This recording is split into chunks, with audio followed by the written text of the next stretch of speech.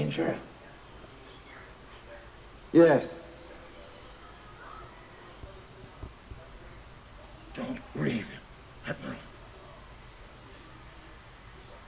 Just logical. The needs of the many outweigh The needs of the few. or the one.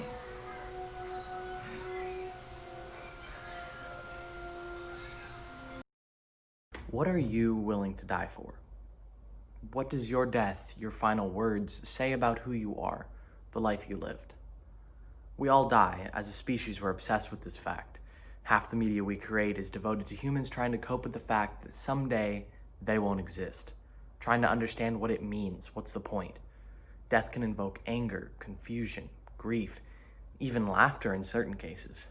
And we've recorded it all in our TV shows, literature, and drama. But today I want to talk about a specific kind of death that, while not common, constantly surrounds us in our media, on the news, and in history. Sacrifice for the greater good, for a country, for one other person. This type of death is unified by one principle: love. While self-sacrifice results in a death, nothing more effectively demonstrates how it is love that binds the fabric of the human experience. Perhaps one of the most classic acts of self-sacrifice is for only one other person. The hero leaps in front of the gun to save their friend or lover. An injured character bravely yells, "Go on without me, I'll hold them off." Two lovers would rather die than be apart. They may be cliches, but they're cliches for a reason. Self-sacrifice expresses to the audience that one character loves the other to the fullest extent, to the point that they're willing to give their own life. Perhaps it's no surprise then that this kind of sacrifice is found in humanity's most ancient texts. Of course, I'm talking about the Iliad, and of course, I'm talking about Achilles and Patroclus. Were they lovers? Were they friends? That is a topic for an entirely different video, but if you want my personal opinion, of course they were lovers. What kind of heterosexual nonsense led anyone to believe they were anything but deeply in love? Anyway, Achilles flat out refuses to fight the Trojans because of a squabble he had with Agamemnon, despite the fact that his fellow Greeks are dying. That is, of course, until Patroclus dies, and Achilles accepts his fate to die in battle and seeks revenge for his friend. Regardless of whether it's romantic or platonic, Achilles clearly loves Patroclus, and it's this love that allows him to set aside his hate for Agamemnon, forget any fear he has of death, and act. Sometimes a sacrifice for the one is just a quest for revenge, but sometimes it turns out to have a much larger social impact. In ancient Greek culture, the soul of a dead body not given a proper burial is trapped, prevented from crossing over into the land of Hades. In the Greek tragedy Antigone, Polynices' corpse is purposefully left to rot outside the walls of a city, unwept and unburied, a dainty treasure for the birds that see him. His sister Antigone, knowing that she will be put to death if she does so, sneaks out of the city and buries him. What seems like a simple act of love for one person challenges many cultural beliefs and opens a conversation about gender, family, and authoritarianism. While she might not have realized it, Antigone was dying for more than just her brother. Her love and resulting sacrifice defended the other people in her community, her home, who were suffering for the same reasons. She made the bold statement that such disrespect was not just unacceptable for her brother, but that it shouldn't be tolerated for anyone. Now, this is the part where I tell you that while I would argue that all self-sacrifice is out of love for something, unfortunately not all self-sacrifice is good. Sometimes people love the wrong things, or because they love something, they think they have to hate everything else. In 2019, a man walked into a Walmart in El Paso and shot and killed 22 other people. His attack was motivated by white supremacist beliefs. And if you asked him why he was willing to sacrifice his freedom, potentially even his life, to shoot and kill those 22 other people, he would probably tell you it was out of love. Love for the white race, for his country, and obviously that love is misplaced. And I'm not saying that's the only emotion at play here. For someone to do something so absolutely disgusting requires intense hatred and devaluation of life. But I would be willing to bet that if you asked him why, he wouldn't say hate, he would say love. So where's the line? How do you love a certain group to the point you're willing to die for them without hating everyone outside that group? When talking about love for your home or your country, we get into this sticky territory of patriotism and his scary big brother nationalism. Yet, there is certainly good that can be found in love for your country, in self-sacrifice for your country, though perhaps not in the ways you might expect. For most, a home is where you feel comfortable. It's where you feel safe, like you belong. And for that reason, it's worth fighting for, dying for. Odysseus' famous journey, the Odyssey, is all about trying to get back home. And he's willing to do just about anything to complete that quest, including traveling to the land of the dead. To Odysseus, home is worth dying for just because of that. It's home. It's where he's supposed to be, where he belongs. He loves his home because it's his. And that's one type of love for your country. But what about people like Martin Luther King Jr., whose home rejected them, discriminated against them, told them that they didn't belong? Many of these people were willing to sacrifice themselves for their country anyway. In his letter from a Birmingham jail, MLK expresses his faith in the ideals upon which the United States was founded, despite the fact that when the US was founded, his ancestors were in chains. He was willing to die to bring that ideal of equality to every American, to shape his country into the kind of place that upheld the ideals that he loved. Sometimes love for your country or home is loving it enough to change it, to make it better. The best kind of patriotism is the kind that doesn't just blindly love the country itself, but all the people inside it. MLK died for that love, as have many others.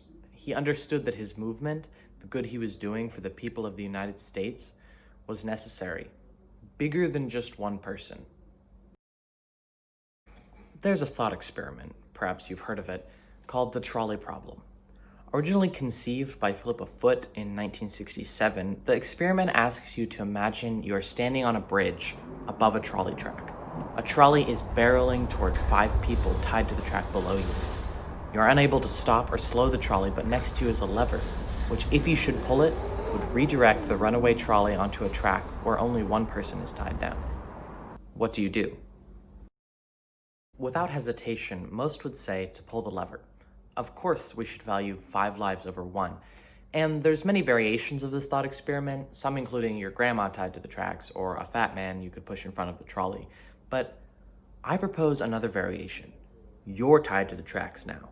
The rope is digging into your skin, your cheek is pressed against the cold metal of the track.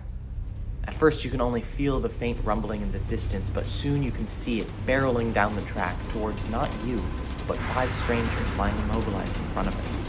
Find a button in your hand. If you push it, the trolley will switch to your track and kill you.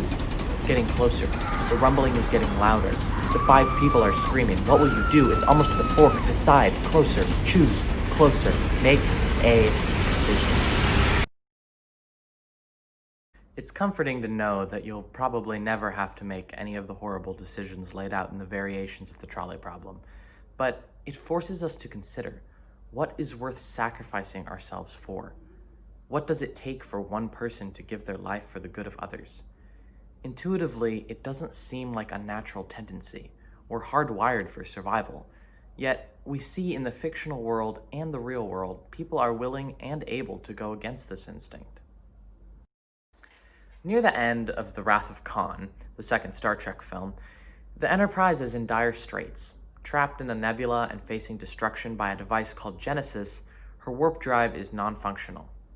As he realizes that his entire crew will perish without intervention, Spock pauses for but a second in cool contemplation, then without a hint of fear, leaves for the engine room.